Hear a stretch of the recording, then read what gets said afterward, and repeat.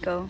So for your next question, so we only see the finished and polished work. So could you describe a project that went wrong or failed and what experiences taught you about your craft?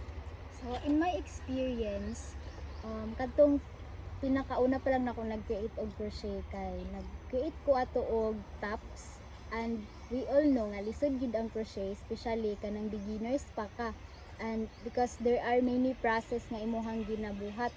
And then so kato nga time nag-create ko og tops, and abi na ko nga successful na to siya, kay like nice ang iyang ang results niya is nice, pero as I learn through the process kay naaday ko'y na miss ato nga mga stitches, like naa may mga patterns ang crochet, so nakoy mga na miss ato nga stitches. And so through kanang pinaagi ato nga na miss na ko nga stitches, kay ang tops nga akong gi-create is dili na siya same size, and then uneven na siya.